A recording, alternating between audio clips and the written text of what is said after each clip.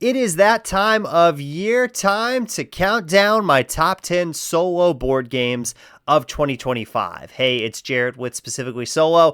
2025 was a great year for gaming. So many games came out, so many great games that you can play solo were released as well, and so I cannot wait to share these with you today in this video. I do have a few requirements though, or caveats before we jump into the list. One is there were so many games that came out, I did not have a chance to play every single game that was released in 2025. So some games like The Lord of the Rings, The Fate of the Fellowship, Unstoppable, Star Trek Captain's Chair, some games that were really big in the solo community I didn't get a chance to check out, so those ones will not be on my list. The second requirement is, of course, that you have to be able to play the game solo, so there were some great multiplayer games that came out this year, but we're focusing on ones that you can play solo. Either they have an included solo mode, or they are just a solo-only game. And the third requirement is no prototypes. These have to be games that were published and released in 2025. So without further ado, let's go ahead and jump in with number 10. So number 10 on the list, kicking this off, is a really small game from Impatience Games, and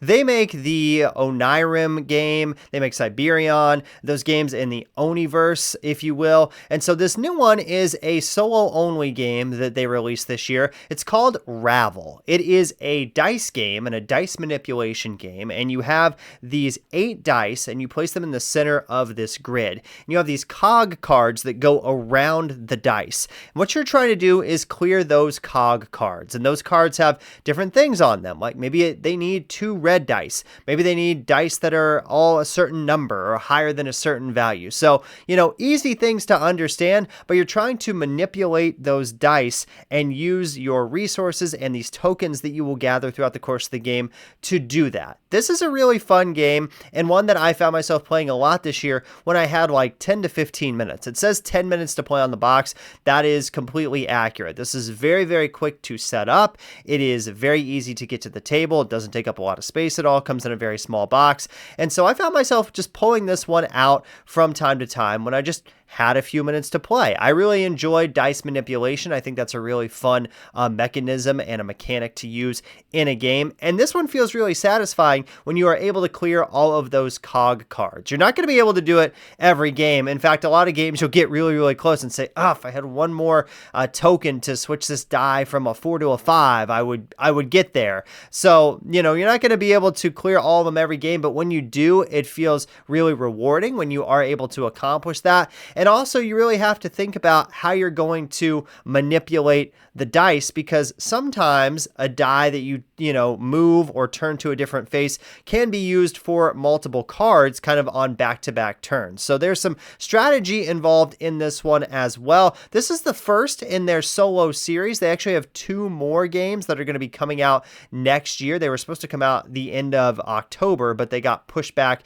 to 2026. And those games are Mayor of Chicago and Frygard. So I'll definitely be keeping an eye out for those because I really enjoyed this one. This is Ravel in at number 10. Number 9 is a game set around The Lord of the Rings, specifically The Hobbit, and that is The Hobbit There and Back Again. From Reiner Knizia, this is a roll and write game where you are going to have an adventure book that has 8 chapters in it. And the cool thing about this is that it is like a dry erase book, almost like a baby book, if you will, like very thick pages, and they are all, dry erasable. So you don't have to use any paper sheets, which is really, really nice with this one.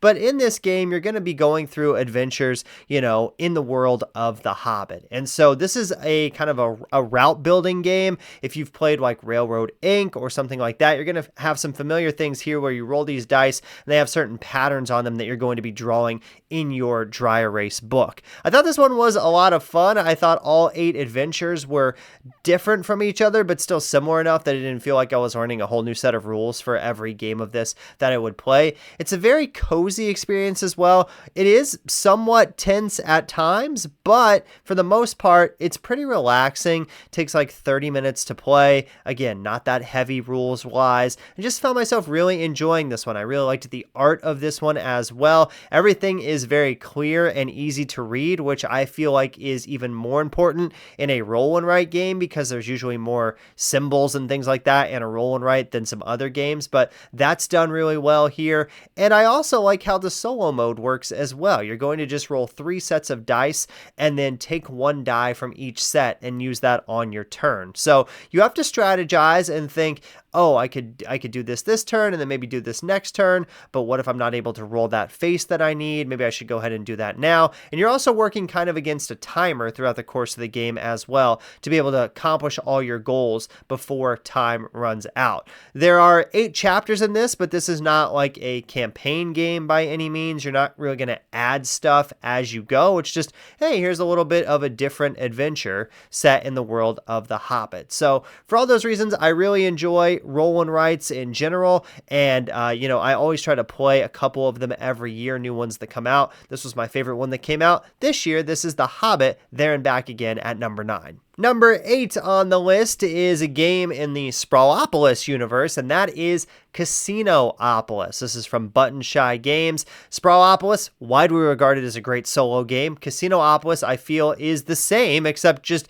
amping up the difficulty just a little bit. So in this one, we're going to Vegas, baby. We're trying to make hotel blocks, get our casinos on the strip, and score the most points possible at the end of the game. So this is made by Button Shy Games. If you don't know, all of their games are 18 card games. They come in a little wallet, and so that's how this one works. You've got goals on the back of every card. They are double-sided. So at the beginning of the game, you will have 3 goal cards that you will set out when you play this one, and you add basically 1, 2, or 3 points to the total based on where you had that goal during the setup phase. So the goals feel different every single game, and there are a lot of goals in the game, and the amount of points you're going to get for them is different every game too. So this one is very, very replayable. I like the Las Vegas theme here. There's a lot of strategy in this game as well. You're trying to match up symbols on the road to score jackpots. The longest road is going to be what is considered the strip, and so certain things will score along the strip, so that's important to manage while you're playing this one too. This one plays very quickly. It's, a very thinky experience for a very quick game. You're constantly trying to figure out where you want to place those cards on the table to make the best kind of map possible. And I really like how many goals there are in the game and how different they are. Sometimes you want, blocks of things right next to each other. Sometimes it'll be like, get these, things on the strip, get these things off the strip. Sometimes it'll be like, have a road that has like 3 turns in it that is not the strip. And so there's lots of cool things that you're trying to do while you're kind of laying this map out. And I think the theme comes through well in this one. It's an easy game to get to the table, quick game, but I find it very, very replayable. That is Casino-opolis at number 8. Number 7 on the list is a game from Thunderworks Games. That is Fliptoons, another smaller box game here. This is a deck building game, and you're going to have these tunes in your deck, and you're trying to get to 30 fame before time runs out in the solo mode. And so what you're going to do is place these cards out in a 3x2 grid every round and then count up how many fame points you have. Those fame points can be used to do a couple of different things. You can buy new tunes from the market. You can dismiss tunes from your deck because your starting tunes aren't all that great. You might want to get rid of them. And also, all of the tunes have different little ways that they score on them. And so you're trying to synergize those in the best way possible. All of them are really unique and really different, and every time you play this, it will be a different experience depending on kind of what tunes you see and which ones you're able to buy. The solo mode is really, really easy for this one. Basically, again, like I said, you're going against the clocks. You're going to have a deck of cards. If that deck runs out and you don't have 30 fame, then you lose the game. And you're also going to cut off the furthest card on the left, which is the cheapest card, and the furthest card on the the right, which is the most expensive card, every round so that you refresh that market as well. It's a very, very easy solo mode, very easy game to play, but the fun in this comes from trying to figure out which tunes might work best with each other, and also it has kind of like a push your luck, not really push your luck, but sort of feel to it, because when you have that deck, you obviously know what's in it, but you're hoping that certain tunes will come out in certain places. Like some tunes will score if they are in the top row or in the middle, or if they have a different tune, on each side surrounding them, or if the value of the tunes total is like below or above a certain number, the fame level. So there's lots of cool things that happen in this game. I find myself playing this one a lot. This one is on Board Game Arena too, if you're interested in trying it out, but I honestly feel like playing it on the table is the best way to go. Again, very quick, very portable, very replayable, because a lot of times when you play this, you will maybe get close to 30 fame, and the game does a really good job of balancing that in the solo mode. Like when you lose the game, you might get to 27, 28 fame when you have to get to 30. And so it creates this feeling of, oh, I want to play that again right now. I was so close. I feel like I could get to 30 fame. I feel like I could do it. And so for those reasons, that's why this one is on my list. A very, very fun deck building game. One with, deck building, something that I don't gravitate towards a ton, but I felt like I really enjoyed how it worked in this game. And I loved just the artwork style of this too. It was very fun to play this one, and I found myself playing this one a lot throughout the year. So that's Fliptoons at number 7. Number 6. Okay, we're getting bigger. If you think the complete opposite of Fliptoons, basically, that is Galactic Cruise from Kensen Key Games. This is this company's first game, and wow, it is outstanding. It is a worker placement game in which you are trying to send people on cruises to space. So it's got a very, very cool theme, and it's also got some fantastic artwork in the game by Ian O'Toole. The way everything is packaged in the box, you can see it behind me there on the shelf, if I can point the right way in the camera. It's confusing me, but it's right over there, obviously. It comes in a big, big box, but everything is really organized very well. It's got a great rule book, too, to kind of teach you the game. And the reason this one isn't higher on my list, I know this has been coming in number 1 in a lot of places, is just it does take a while to set up, and it does take a while to play. But I feel like it is a very rewarding experience for a Euro. So when you are placing your workers out on the board, there's these different worker placement spots that you're going to be able to go to obviously do different things. Some things are going to be, like some of the actions are get some more blueprints for your ship, reserve a cruise, get guests on your cruise, get resources because, you need fuel and oxygen and food to be able to launch these cruises. And then when you do finally launch a cruise, it feels really rewarding and really satisfying because you've worked up to that moment. You're going to get points for doing that. Sometimes you're going to get money, ads, different things for sending people on cruises. You've got a couple of different types of people that want to go on cruises. So you've got like family and adventurous and some people that are very laid back. So that feels like how it is if you were to get on like a cruise ship,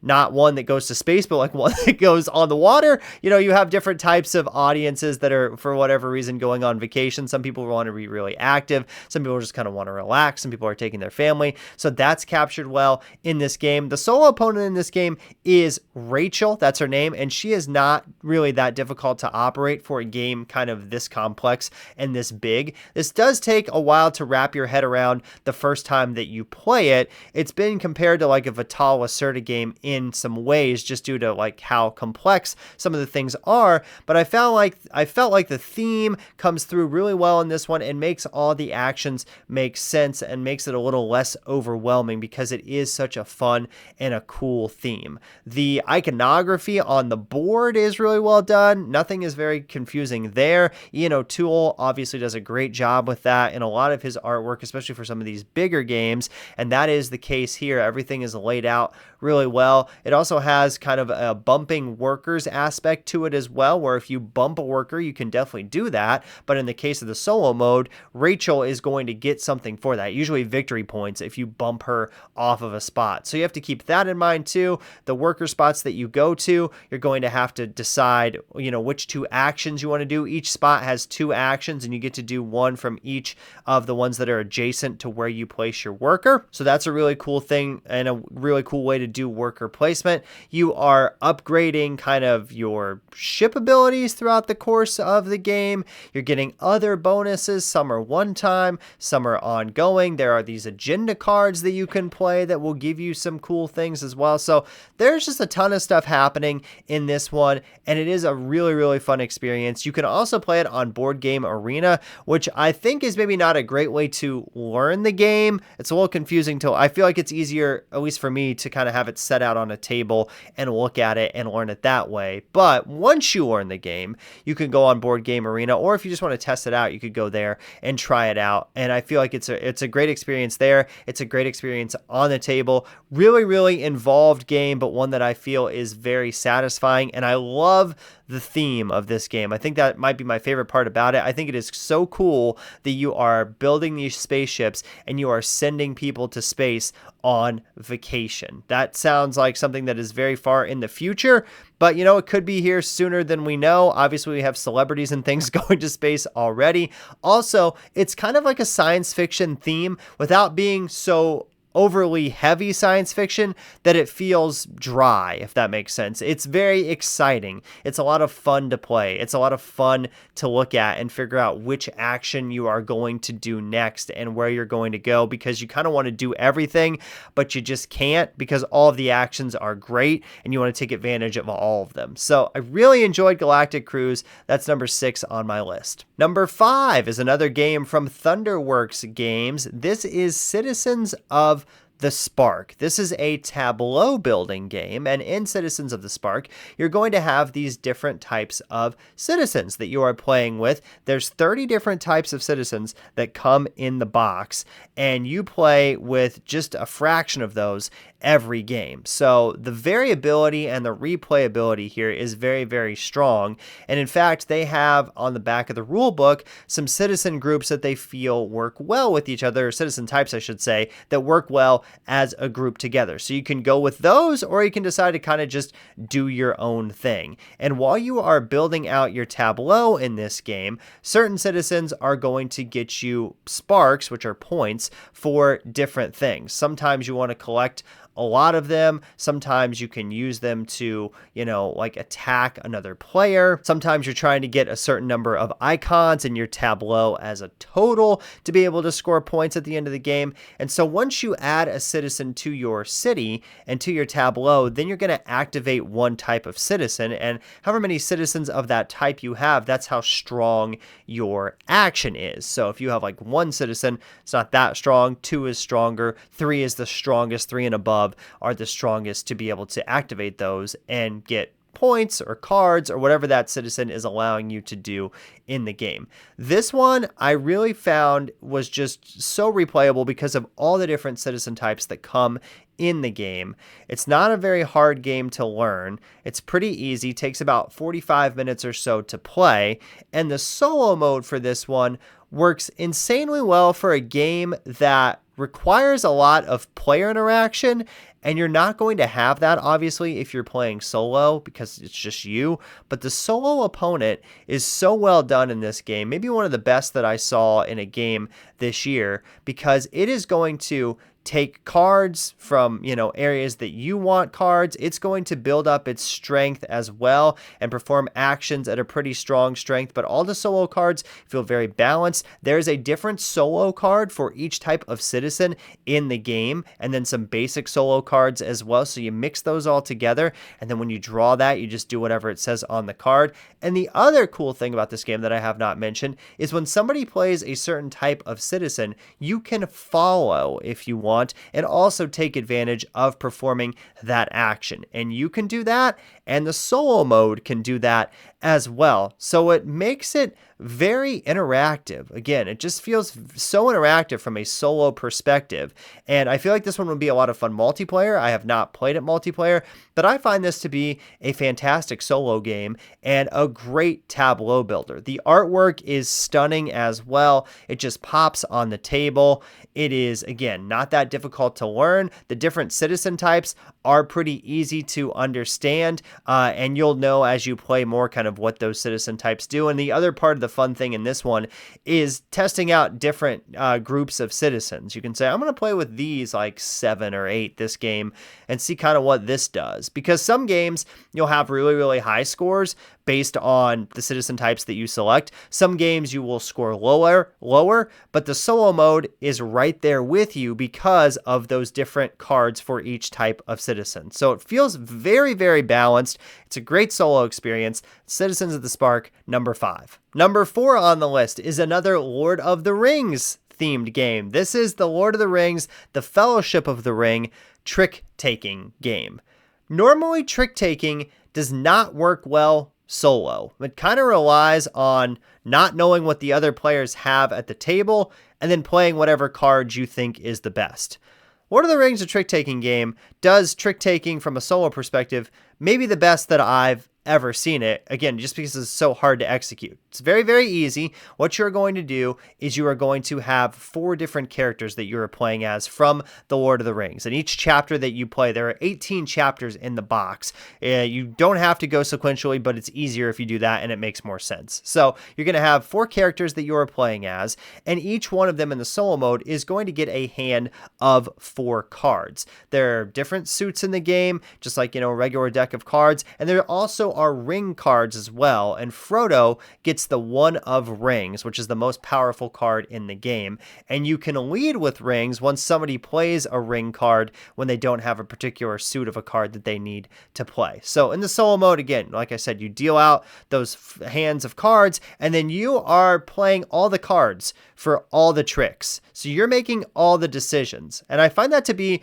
really fun because you are able to kind of strategize a few tricks ahead because characters will have different requirements on them that you're trying to meet to accomplish that particular scenario. Like some characters might want just to win 1 or 2 tricks. Some characters want to win the fewest number of tricks. Some characters need to win exactly 1 trick. There are these threat cards that are in the game, and sometimes a character needs a number on the threat card in a different suit and have that in the tricks that they have won. Frodo wants to win rings because he's Frodo. So you have these things that you are managing throughout the course of the game, and I just find this one to be a lot of fun. Again, there's not a lot of trick takers that I feel like you can play solo and that work well. This is definitely one of those, and the adventures are so fast too. There's so many of them in the box. The early ones, though, they do get a little longer as you go through the chapters in the box. But the early adventures you can play in like 10 minutes. And so you can knock out, like if you have like an hour, you could play through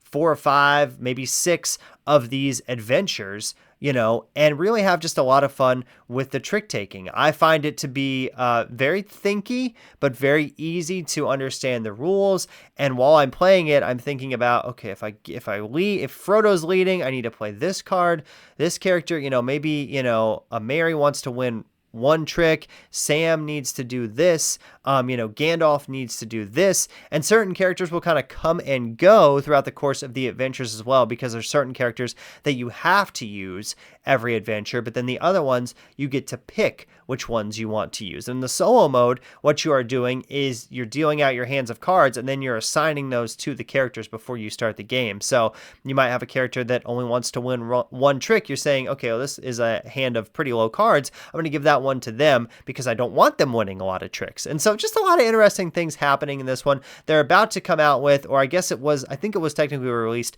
at PAX Unplugged, but the second one of these involving the 2 towers. So I'm looking forward to that one. I enjoy the stained glass art look of this one too. again, very easy to play, very quick, comes in a small box, easy to take places. I know I mentioned that for a lot of games on my list, but I feel like that's a really big factor sometimes when you're trying to get games to the table and trying to find something that you can play quickly. Maybe if you just have, 15 or 30 minutes, it's a weeknight, something like that. This one is a ton of fun. I am a Lord of the Rings fan. I wouldn't say I'm a gigantic Lord of the Rings fan, but I feel like even if you're not a Lord of the Rings fan, you could still really enjoy this one because the trick taking, especially from a solo aspect, is so well done. So that's the Lord of the Rings, the Fellowship of the Ring trick-taking game. Maybe we can shorten these titles for future releases because that is pretty long, but that's number 4 on my list. Number 3 on my list is a solo-only game. It's a game that I reviewed earlier this year, and that is Storyfold Wildwoods.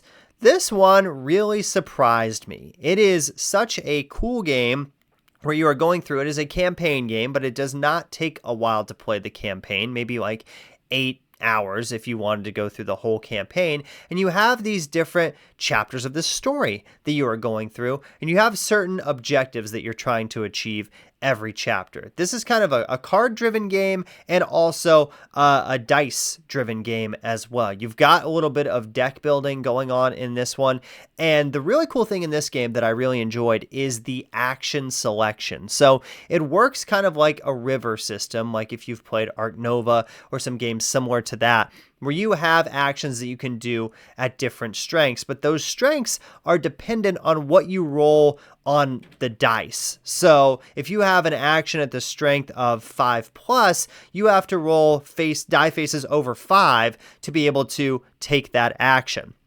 And so a lot of the strategy in the game comes from, do I want to take that action now, or do I want to try to wait and move it down lower in the river so that when it gets to like a 3+ strength, I can take it then and try to get the most successes. So there's some push your luck aspects of this game too. And then you have these enemy cards that are going to be coming in, and they are going to kind of just screw everything up. They're going to move into your river in certain places, force your action cards further away. And every turn you're trying to think, what is the best thing to do on this particular turn? So it's really an optimization puzzle as well to take the best action that you can. The world that this is set in is really, really cool. The artwork is super well done. Everything has a really nice feel to it. It packs up super easily for a campaign game. It's very easy to get it back out. I love the actual storybook that they've created, and that's like what you play on from Open Owl Studios, who are the company and the team behind this one.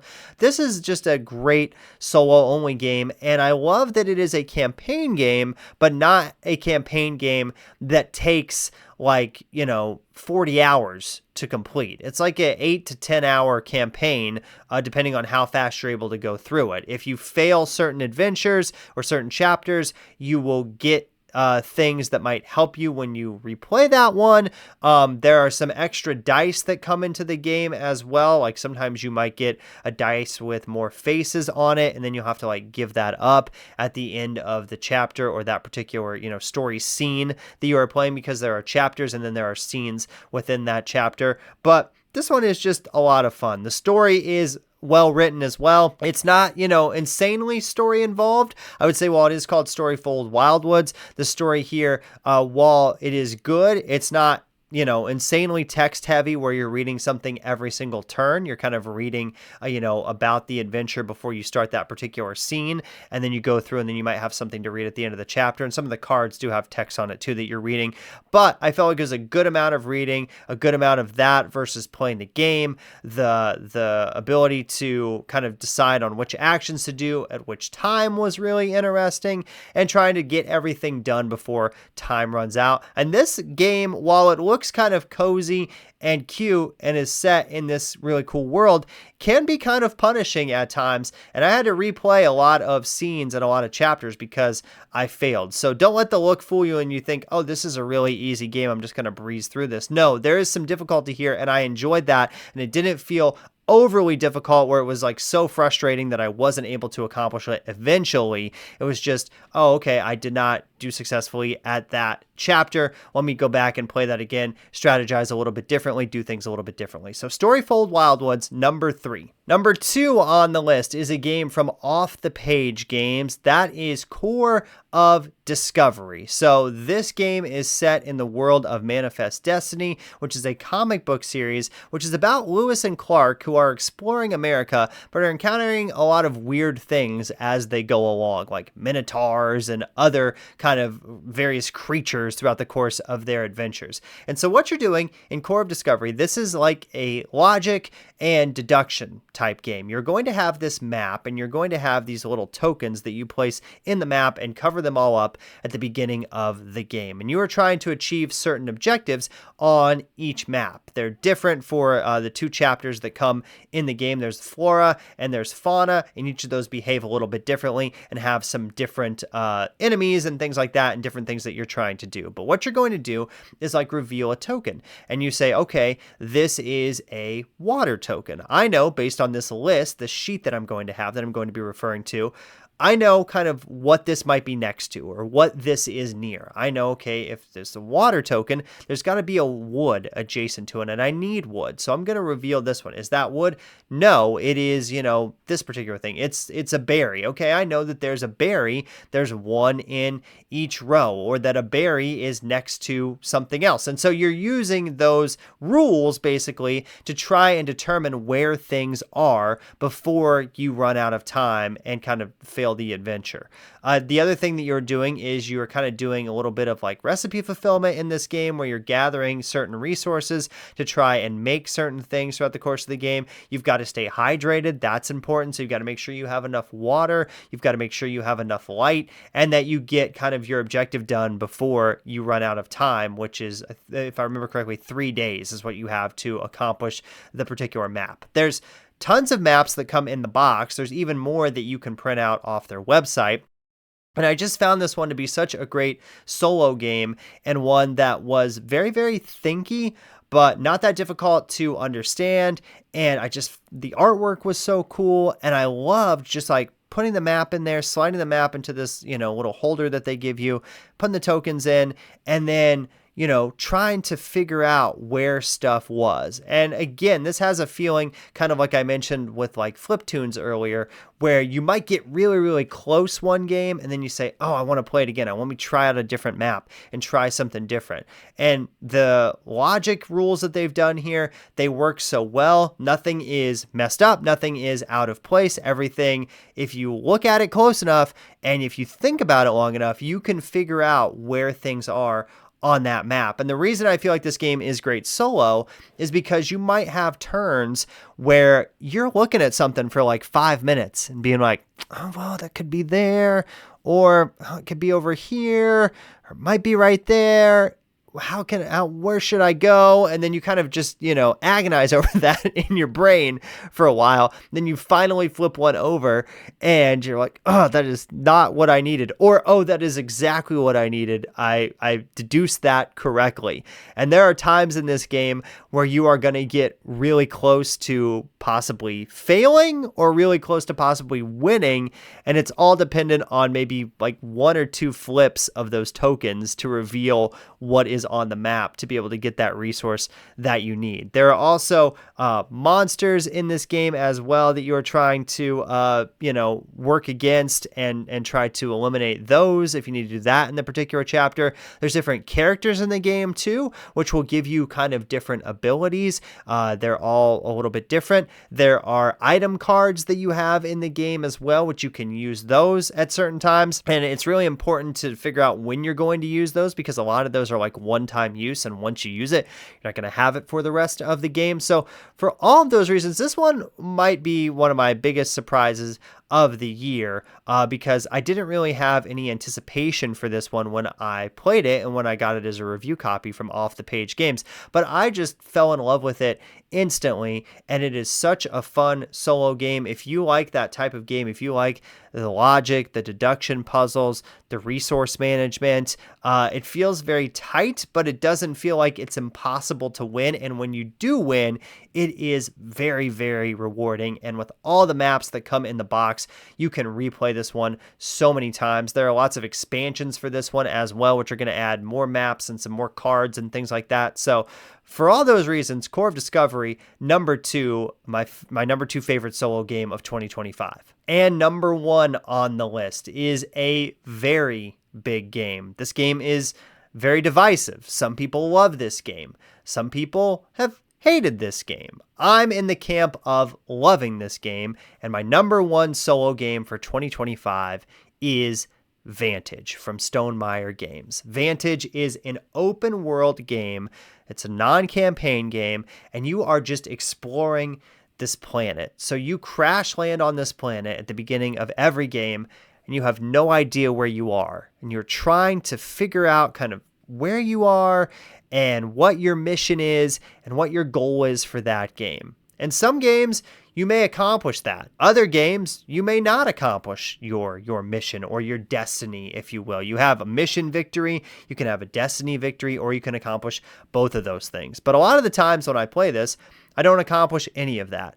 But what is so fun about this game is going through and exploring this world that Jamie Stegmaier has created. All of the locations feel unique. There's so much different stuff that happens when you are exploring. There are these storybooks in the game as well. And so what you'll do is you'll have a location card and you'll pick an action at that location to do. Then you'll look in that particular storybook and find out what it is. And there's just so many surprises in this game. You're going to get item cards throughout the course of the game that can help you. Sometimes you might get a little companion that hangs out with you for that game or for a little while. It's just really, really fun. And there are nearly 800 locations in this game. There's 400 different cards with locations on them pretty much. There's 900 other discoverable cards in the game. So there's just so much replayability here. You might play a session and, I've played this a lot and I feel like I still haven't even scratched the surface of what this game has to offer. There's just so much in here and I love that it is all included. There's no expansions that you need to buy. Jamie has kind of said there's not going to be expansions. Everything is in this box. I've been working on this for a while and this is the world. And the world is just so cool and it's so fun to go out and explore and just find different things. And you can do anything in this game. That's the other thing that I love. It's not railroading you at all. It's not keeping you on a track. Now, there are certain things that you do that when you look at the strength of that, you say, I don't know if I'm going to be able to do that successfully. But every time that you take an action in this game, you always basically fail forward. You never fail something. You may not get the reward for that particular thing, or you might have to go do something else, but you never fail an action. So that feels really good too. You never have to come back to an area and do that when you're at a higher strength or when you're at a higher level. It's just you pick an action and you get to do that on that particular turn. And the actions are so interesting. And you're saying to yourself, I want to do this action, but I really want to do this action, but I want to do this action. Which one should I choose on this particular turn? And you have characters in the game as well. And some of those characters have particular strengths. So some games you might be better at one action than another. And it's very easy to switch those. And the rules are very easy to learn. For a game that is just so big and so expansive, those are pretty simple. And so for all those reasons, that's why Vantage is at number 1 on my list. I just find that this is a perfect solo game. When I reviewed it, I gave it a very high score. I thought it was a fantastic game then. A couple months later, I still think it's a fantastic game. I'm still playing it a lot. I'm still discovering new things every time that I play it. So I know it's been divisive. I know some people really love this game. Some people have not enjoyed this game. Let me know in the comments how you feel about Vantage, because it's maybe been the most polarizing game of the year. But I feel like if you love it, you really love it. And for me, I really love it. And so that's why Vantage is my number 1. So there you go, my top 10 solo games of 2025. Just to recap real quick that list from 10 to 1. Number 10 was Ravel. Number 9, The Hobbit, There and Back Again. Number 8 was Casinopolis. Number 7 was Fliptoons. Number 6 was Galactic Cruise. Number 5, Citizens of the Spark. Number 4, The Lord of the Rings, The Fellowship of the Ring trick-taking game. Number 3, Storyfold Wildwoods. Number 2, Core of Discovery. And number 1, Vantage. If you enjoyed this video, be sure to like and subscribe. That definitely helps out the channel. I've got lots of other solo reviews on my channel, solo list as well. Lots of stuff for you to check out. And until next time, I'm Jared. You've been watching Specifically Solo.